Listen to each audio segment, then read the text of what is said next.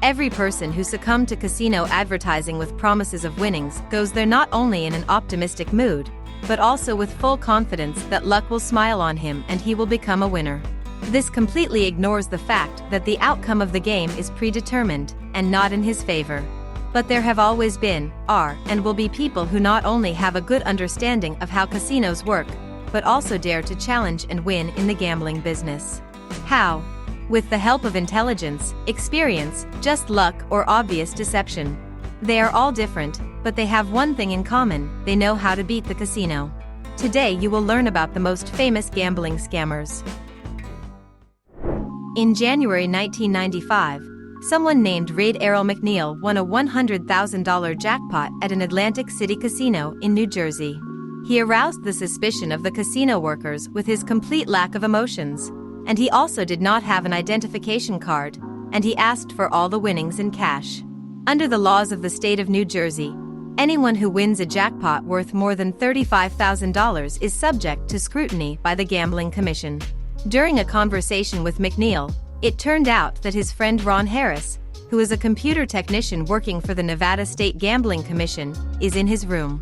When the representatives went up to McNeil's room, Harris had already disappeared, leaving behind books and detailed notes on how to fool the random number generator. It was then that it was discovered that Harris's job was actually to test newly released slot machine chips throughout Nevada. Using the chip, Harris was able not only to set up the slot machine, but also to know the result in advance, which he told his friend. The fraudster was caught and arrested, and the casino did not have to pay out the winnings, proving the fact of fraud. The Spaniard Gonzalo Garcia Pelayo was originally engaged in the production of records, but things were not going well. As a result, he decided to retrain and directed all his energy to his favorite pastime, playing roulette, where he became the first person in the world to earn millions on this. Garcia Pelayo developed his own theory, according to which the roulette wheel, due to uneven tilt, can give out the same numbers. He went around all the casinos in Spain, set up thousands of experiments with roulette and wrote down the results in detail. Then, with the help of a computer program, I checked the correctness of my theory, and found out that the same numbers are repeated on each roulette in 15% of cases. Naturally, these are different numbers on different roulettes, so before finding out, it was necessary to spend a lot of money writing down the statistics of falling numbers. When all the calculations were done and the approximate results of the loss of more probable numbers were obtained, Garcia Pelayo went to the casino to spin the roulette. Until he was remembered and banned from entering local casinos, he managed to earn $1.5 million. Moreover, Garcia Pelayo won a lawsuit when they wanted to ban him and his relatives from visiting the largest casino in Spain. Dominic LoRiggio, or the man with the golden arm. Dominic LoRiggio is a recognized master of the dice game. He throws them in such a way that the results he wants fall out. Having become acquainted with the rules of dice in his student years, Dominic LoRiggio decided that there must certainly be a system that allows you to regularly throw out the necessary combinations. Then, for several years, LoRiggio trained in throws. He changed tactics, arm tilt, throw strength and other parameters, and then studied the combination that fell out. Gradually, he was able to understand how to roll the dice in order to achieve the desired result. He developed the so-called controlled throw combination and taught it to his friend, Frank Scobleet. Together they went to Las Vegas, where they wanted to break the banks of all the casinos. Having won large sums several times in Las Vegas casinos, LoRiggio got into the prohibited lists of gaming establishments. Despite the fact that he did not use fraudulent methods, casino employees could not decipher the secret of his success. Therefore, they considered Dominic a dishonest player. LoRiggio did not want to prove his case. He decided to spend this time playing in other casinos. Then the hero went on a trip to the largest casino in America. In just a few years, he managed to become persona non grata of the vast majority of gambling houses on the North American continent. Today, LoRiggio is known as the Dominator, or the man with the golden arm. The hero often appears on TV screens, talks in detail about his theory of controlled throwing, and in his spare time is engaged in coaching in this direction. Of all the people in today's top, he is the only one who is not a scammer in the truest sense of the word. The main thing that distinguishes him is skill, sleight of hand and no fraud. Keith Taft is a real computer genius who devoted 30 years of his life to the development of electronic devices with which one could beat the casino. In 1970, together with his son, he created the first blackjack, a computer for counting cards, which was attached to the belt. This apparatus was called George. Unfortunately, the computer was far from perfect.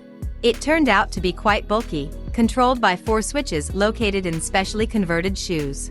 With his toes, the player typed the code of the extracted card. This information was transmitted to a computer, which gave advice on how to play further in the form of a sequence of flashes in glasses of a special design. Later, in 1976, the device was improved and received the name David. David in the first week brought his owners $40,000. The father and son did not stop there. They put the release of the computer on stream and sold them for $10,000 to everyone.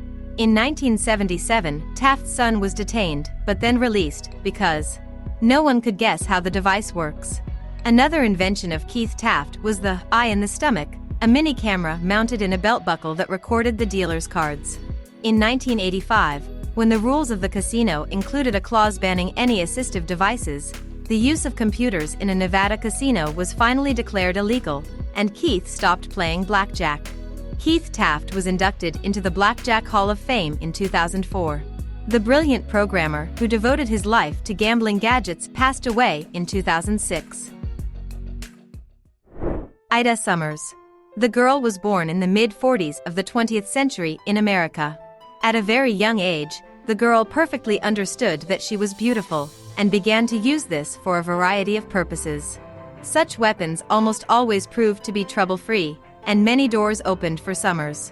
Growing up, the girl realized that she did not want to work. She became interested in the world of gambling, where she decided to build her career. Moreover, the heroine did not know how to play roulette or poker, but she managed to gain confidence and attract men just fine. In the early 60s, the girl started playing blackjack. Already at that time, she had numerous cheating methods in her arsenal, which always made it possible to build excellent profitable combinations. Summers worked alone. To cheat the system, at the very beginning of the game, she hid one card in her palm, which subsequently helped her get the desired result. For her behavior and amazing cunning, Ida Summers received the nickname Fox from Las Vegas, which fully corresponded to her essence. It is important to note that in addition to the amazing beauty and luxurious figure, Summers was an excellent psychologist. She managed in a matter of minutes to win over people, inspire their confidence and the most positive emotions. She flirted not only with players and croupiers, but even with casino managers, hall administrators, and other representatives of gambling houses. Several years passed, and already in the mid-60s Summers' art became so perfect that she decided to act together with a team of accomplices. In the beginning, the Fox from Las Vegas simply changed the decks, and instead of cards on the gaming table, she gave away cards laid out according to a special technique.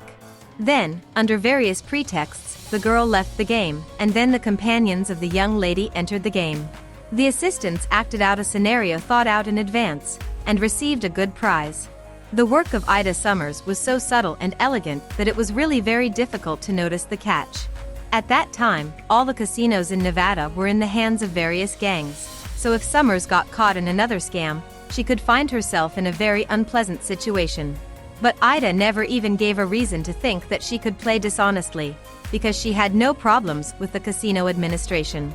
Once Ida Summers nevertheless fell into the hands of the USFSB, representatives of the Nevada Gaming Commission also became interested in her activities. Despite the fact that the intelligence officers were really sure that Summers was a fraud, they sentenced her only to a suspended sentence.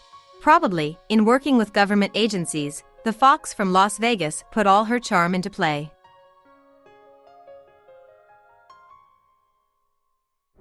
Tommy Glenn Carmichael. Tommy Glenn Carmichael, as Keith Taft, was a gifted man who created an unusually smart device to beat the casino.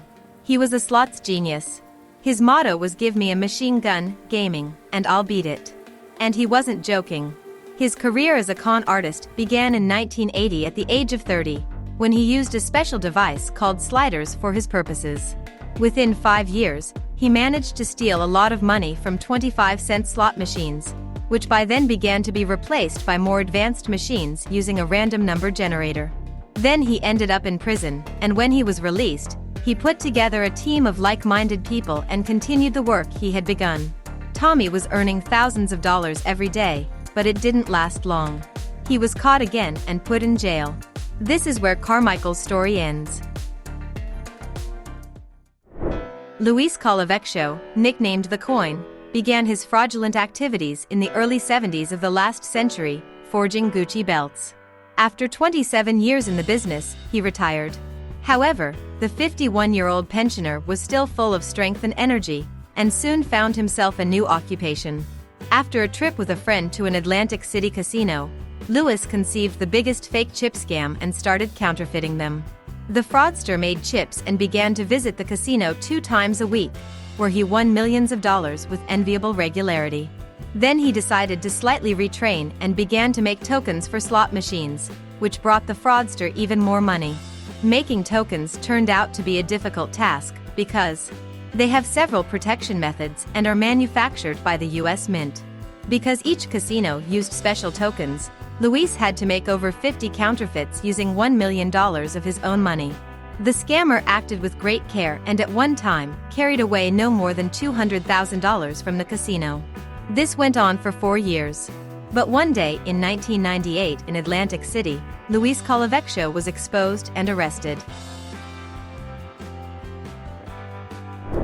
Richard Marcus is deservedly considered one of the most famous gambling scammers. At first he worked as a dealer in one of the casinos, where he learned all the secrets and wisdom of playing roulette. The essence of his technique is that he makes a bet of several chips. 3 small denomination chips are placed at the top of the turret, and high denomination $500 chips are placed at the bottom. The main thing is that the dealer does not see a large chip in the pile.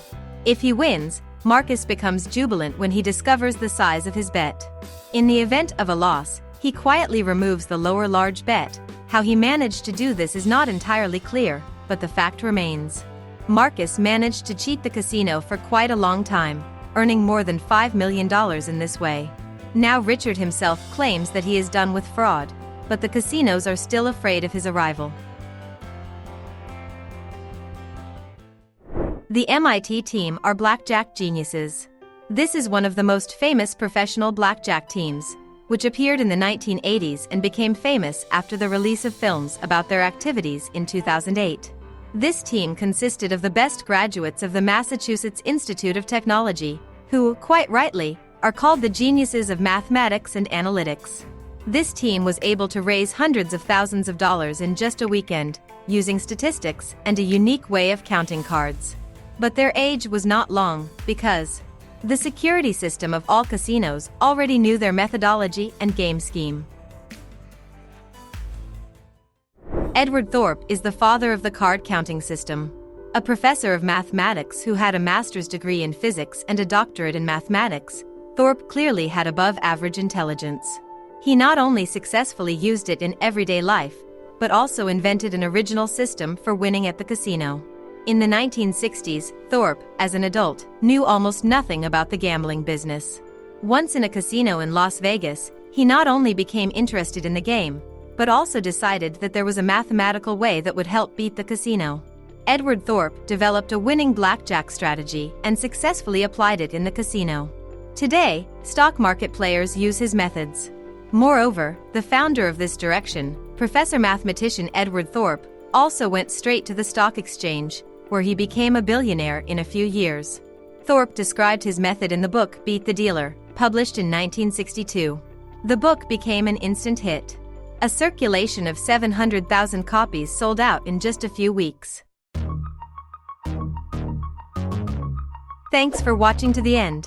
Write your comments about how you feel about the casino and which of the moments in this video surprised you the most.